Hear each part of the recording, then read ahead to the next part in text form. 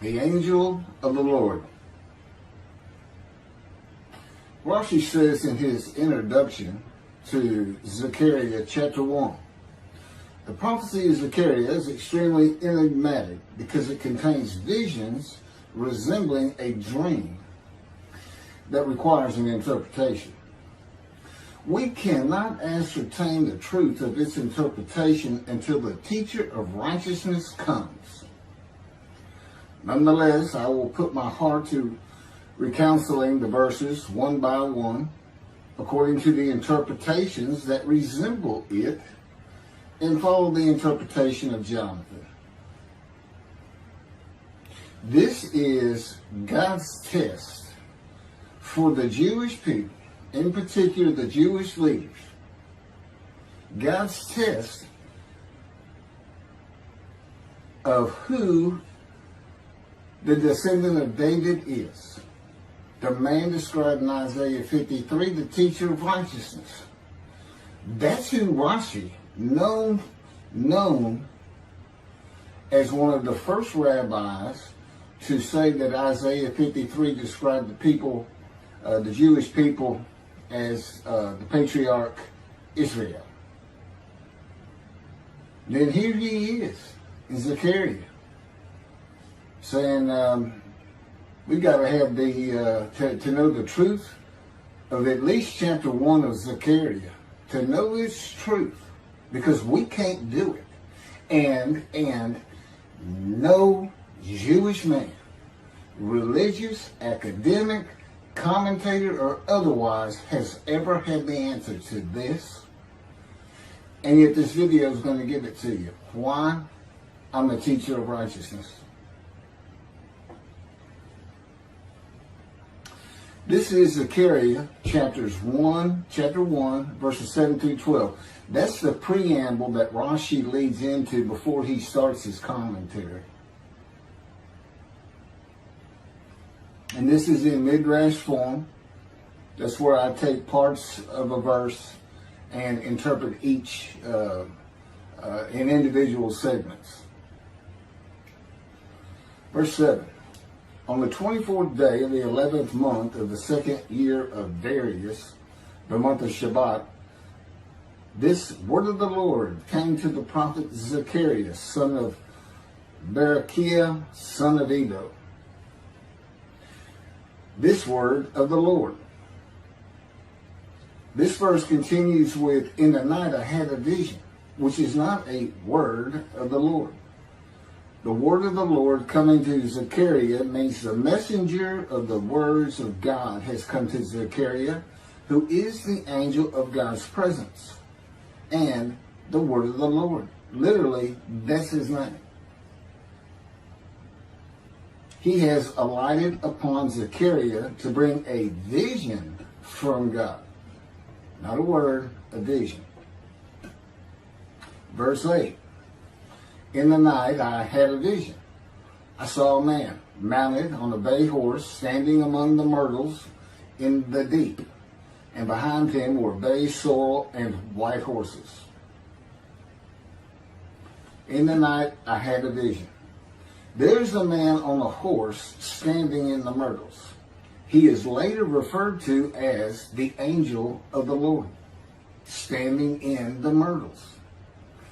The angel of the Lord alights upon and enters men, and my name, Hashem, is in him and can speak through the man. Zechariah has an angel with him who is his guide in the vision. The deep is like a valley Zechariah is looking down on, filled with myrtle trees, and then an open area below that is where the bay, sorrel, and white horses are. Verse 9. I asked, what are those, my Lord? And the angel who talked with me answered, I will let you know what they are. What are those, my Lord? Zechariah is not talking to the angel. That's an angel. It's not my Lord. Who answered, but who never lets him know what they are. he is asking the man standing among the myrtles on a bay horse about the horses in the open area and calls him my Lord. Verse 10. Then the man who was standing among the myrtles spoke up and said, these were sent out by the Lord to roam the earth. Then the man who was standing among the myrtles spoke up and said, again, this is midrash form. Okay, so the man standing in the myrtles answers the question of Zechariah, not the angel who is with Zechariah. Verse 11, and in fact, they reported to the angel of the Lord, who was standing among the myrtles. We have roamed the earth and have found all the earth dwelling in tranquility. And it's just like a dream. We have horses talking. You know, there could have been birds. Anything that can go far and go a long ways out and then come back. In this case, for this story or for this dream that was given to Zechariah, it's horses. And in fact, they reported to the angel of the Lord. They who reported are the horses who have gone to and fro throughout the earth, and they spoke the report to the angel of the Lord, who was standing among the myrtles. The angel of the Lord, who was standing among the myrtles, has alighted upon and entered the man standing amongst the myrtles. The angel of the Lord is using this man as his visible presence. You cannot see the angel of the Lord. Just as he once used a burning bush for his visible presence, and God spoke through him to Moses. Not just as his visible presence, he also used the man to say, these were sent out by the Lord to roam the earth. In other words, it sounded like the answer was coming from this man. But it's coming from the angel of the Lord, and God is in that angel, his presence. Because that's the angel of his presence. You can find that in Isaiah chapter 63. I don't recall the verse. I never see anything on the angel of his presence. Wherever God's presence is, the presence that enters the temple, I never hear any mention of the angel that has to be with him. Why? It's the angel of his presence, who is the angel of the Lord. Yeah, I believe, and I'm not certain about this, but I've heard it at least one or two times, and that is Christianity believes the angel of the Lord is Jesus Christ. Thereupon the angel of the Lord exclaimed, O Lord of hosts, how long will you withhold pardon from Jerusalem and the towns of Judah, which you placed under a curse 70 years ago? Thereupon the angel of the Lord exclaimed. Okay, so the angel of the Lord exclaimed through the man. Zechariah heard the words come from the man standing in the myrtles. It is the only way Zechariah could have heard the words. The angel of the Lord can only speak to the man he has alighted upon. Ezekiel describes this as, a spirit entered into me and set me upon my feet, and I heard what was being spoken to me. O Lord of hosts, how long will you withhold pardon from Jerusalem and the towns of Judah, which you placed under a curse 70 years ago? The following verses are from the book of Isaiah regarding this curse. Isaiah chapter 43, verse 2. So I profaned the holy princes. I abandoned Jacob to proscription and Israel to mockery. That, of course, is God speaking. The profaning of the holy princesses is God's prophecy of the banishment of King Jeconiah and all his offspring from ever ruling over Judah and Jerusalem again. The line of the kings of Judah ended. The line described king by king in the first book of the New Testament of Christianity. the line of Jesus. The abandonment and mockery are God's prophecy that the northern kingdom and the southern kingdom of the Israelites would be defeated and deported from the promised land. Isaiah witnessed the deportation of the northern kingdom, but the deportations of the southern kingdom were many years after his death. This is chapter 43, verses 5 through 7. Fear not, for I am with you. I will bring your folk from the east, will gather you out of the west. I will say to the north, give back, and to the south, do not withhold. Bring my sons from afar, and my daughters from the end of the earth, all who are linked to my name, who I have created, formed, and made for my glory.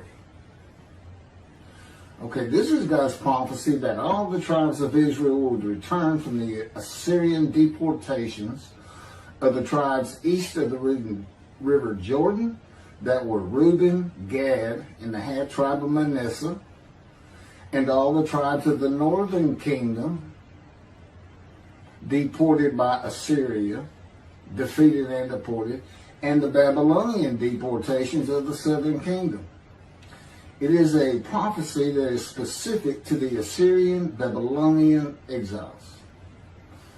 This prophecy was fulfilled according to the books of Ezra and Nehemiah and their account of all 13 tribes returning to the southern kingdom of the lands of Benjamin and Judah. Jerusalem is within the lands of Benjamin, and his lands are considered part of the kingdom of Judah, since that is where the kings of Judah rule from. 10 tribes being lost and not returning is a myth.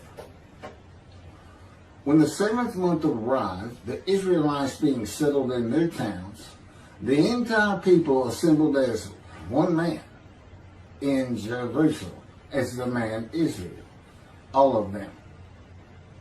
When the people Israel gather as one man, it is all 12 tribes who were allotted lots of the promised land, and the Levites, they did not receive a portion. They were allowed to go from lot to lot, tribe to tribe, and everybody was supposed to take care of them. The Levites, that would be Levi, the son of Levi, the priestly tribe without an allotment of the promised lands.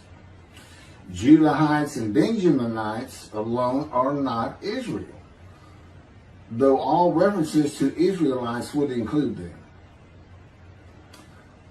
All of Israel had returned together to Jerusalem and Judah, mindful of the imported Gentiles in the northern kingdom, imported by the Assyrians, many of whom tried to stop the building of the second temple. This is why everybody returning, all 13 tribes, all went to Judah. The northern kingdom was occupied by Gentiles, I would assume Assyrians and Arabs.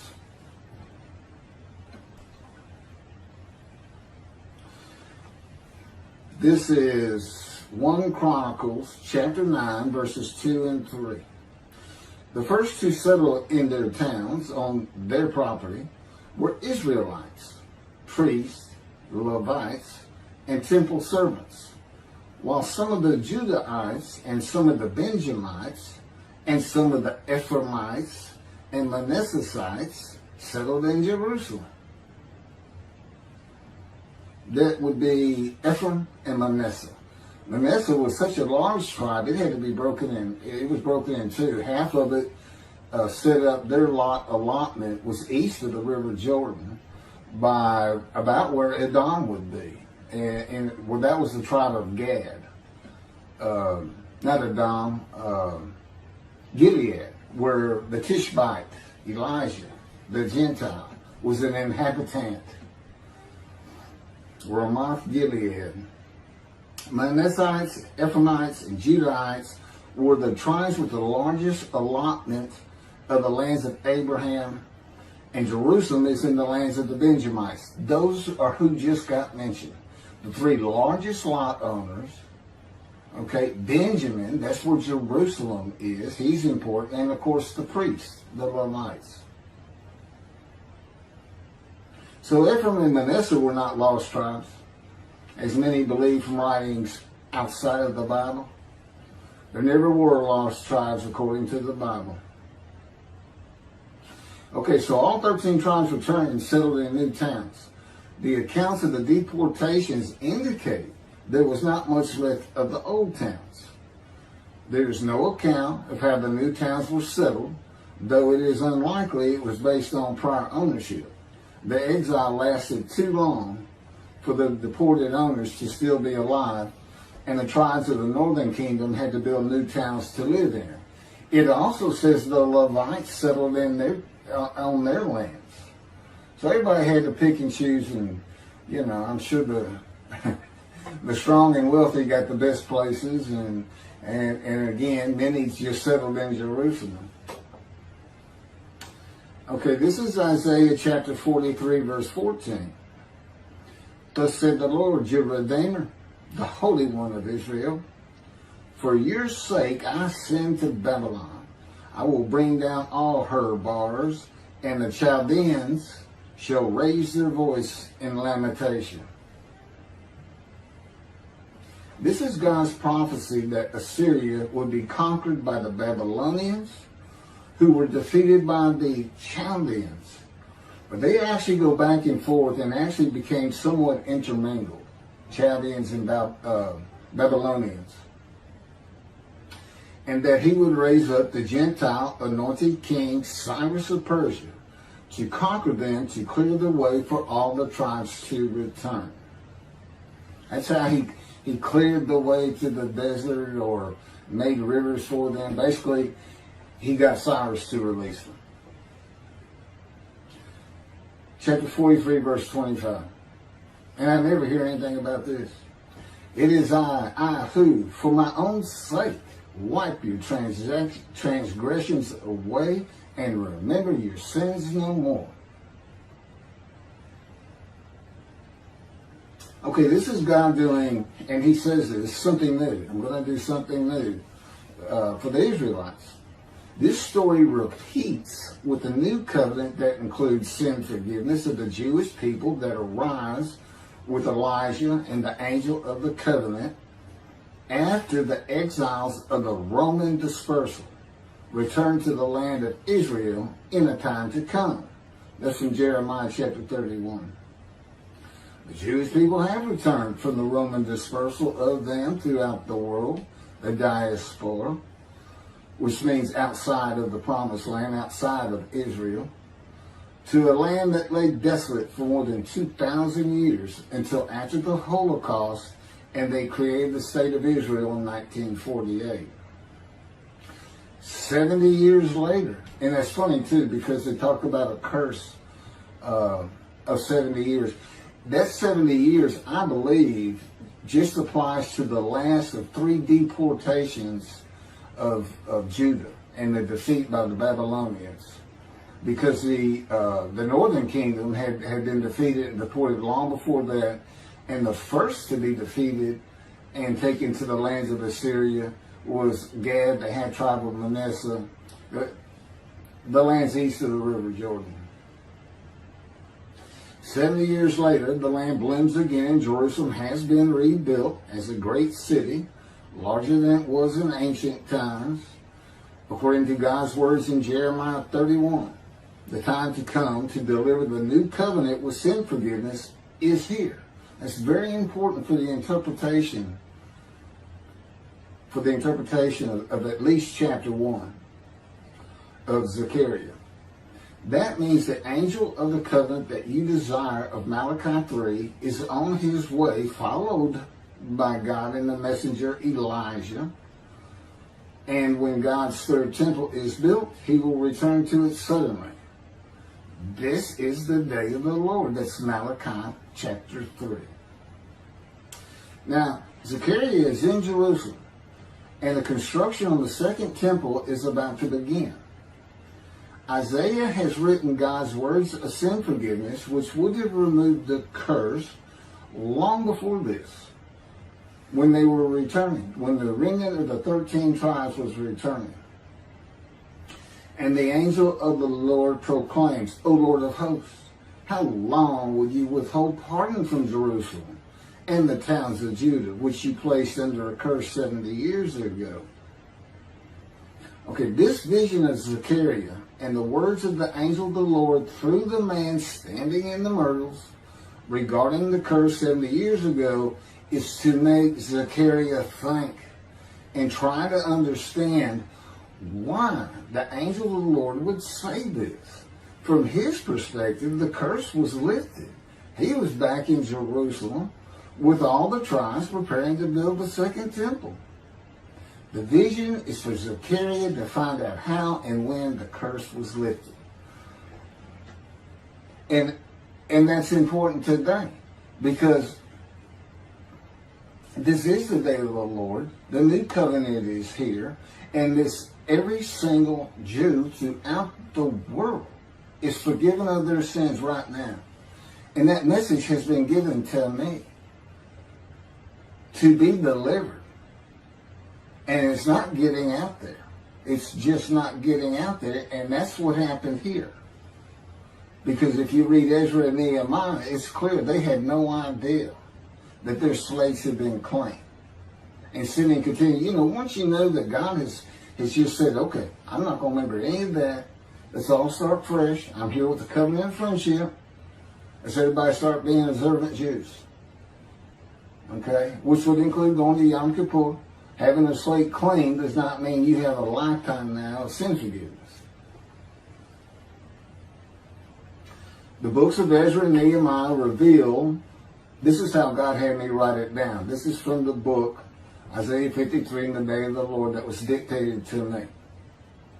The books of Ezra and Nehemiah reveal that the 13 tribes did not know they had been right. We had to wait for the teacher of righteousness to know. And this is another thing I never see in this Messianic era that is taught, that is coming, is that God is with the descendant of David as he was with Moses. I mean, just right there with him.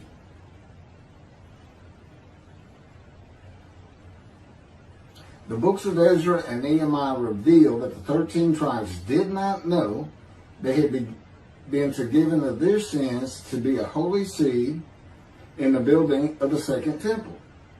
If people know they have been forgiven and have a clean slate from past transgressions against God and his laws, they are more likely to stop their sinful ways and abide by his laws in the future. The scroll of Isaiah needs to be found and interpreted by Zechariah and the religious leaders so they will know of God's forgiveness of their sins. God will be returning before the temple is built. That will be the third temple, to test the devotion of his righteous servant and make him suitable for his purpose, which might prosper. That includes the building of the third temple. This would begin when his spirit alights upon the anointed one, Moshiach. His presence with his righteous servant will be necessary for the temple to be rebuilt. Islam will not freely hand over their third most holy site to Israel and abandon the Dome of the Rock Mosque, a mosque that sits on the Temple Mount purchased by King David for God, the most holy site of the Jewish people. With God is the angel of his presence who is already on the way. You want me to skip that? Okay, this has been covered in other videos more than once.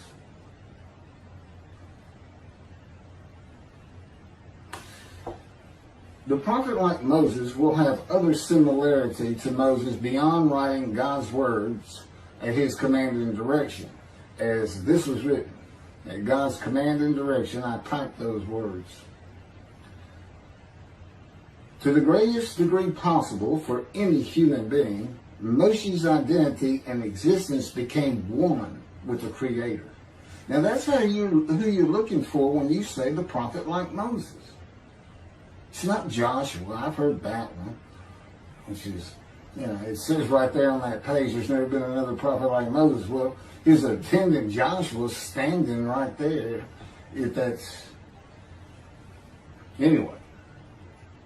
Moshe's identity and existence became one with the Creator. I don't think you can say that of Joshua. I don't think you can say that of any man until the Spirit of God alights upon him in chapter 11 of Isaiah. He surrendered himself to God to the extent that our sages say the Shekinah, divine presence, which is the angel of his presence, who is the Holy Spirit. He's an angel, and his body is not human form with wings. His body is the Spirit of God. Wherever God is, his Spirit is. Wherever his presence is, the angel of his presence is. They're always together. So when they alight upon a man and say, okay, we have tasks for you, that man immediately becomes a man in divine beings. And that's the Shekinah. That's the Spirit of God and the presence of God entering into the temple, which would include the angel of his presence. The Shekinah spoke through Moshe's throat. As I have mentioned, God can speak through me. You're only going to know it, just like with the man standing in the myrtles, by the words that are spoken. Okay? Because it's my voice. But it's not me. You know, I can tell the difference. You can't, other than those would be how God would state it. And you can, if you watch closely, you can see it happen in all these videos. I mean, for the most part. Where God just, you know, he just throws out a sentence or two. And I just keep going, you know. I let him get done, and I just pick up from there. We've been working on this for over 13 years. That's from the Zohar, Volume 3, page 232A. And then it says, i.e., he was God's veritable mouthpiece on this earth. That's from the Sefer Hashikos 5749, Volume 1, page 290, and a footnote. The prophet, like Moses, will also have the answer to these questions. Quote, the great Jewish philosophers try to understand the question of how Moses heard God literally. Some insisting that God spoke actual words and Moses heard them with his ears, while others suggest that God's speech was communicated silently to Moses' intellect and only uttered in sound by Moses himself. Maimonides, Rambam, even as he affirmed the communication between God and Moses as a fundamental Jewish belief, ultimately conceded the mysteriousness of that process. The entire Torah reached Moses from God in a manner which is figuratively described as speech, but no one has ever known how that took place except Moses himself, whom that speech reached. That's commentary on the Mishnah, Sanhedrin, chapter 1. Well, I have the answers, and I've been telling you the answers. God is in his Spirit. Spirit enters into you, because we find it in Ezekiel. There's where God tells you. God was telling Ezekiel, Ezekiel, get up on your feet. Ezekiel says, at that very moment, a spirit entered into me, and I could hear the words of God. There it is. When he enters him. Now, he's not hearing that through his ears. There's the first question answered. It's not to your ears. And there is a silent knowing. That's what we call it, what God has taught me. Now, generally, I just hear words as though they came in through my ears and they're in my mind, as though my eyes and my ears had perceived. But he can put just knowledge into my mind without uttering a word. And it's kind of can be pointed out easiest with when he comes to a man, and like he came to Samuel, and Samuel just says, here I am. It's as though before he speaks to you, and this is what happened with me, he put in a knowledge in my mind that the God of creation was about to speak to me. And so when he did speak, it was as though he had always been there speaking to me. Not unlike how Adam would have felt.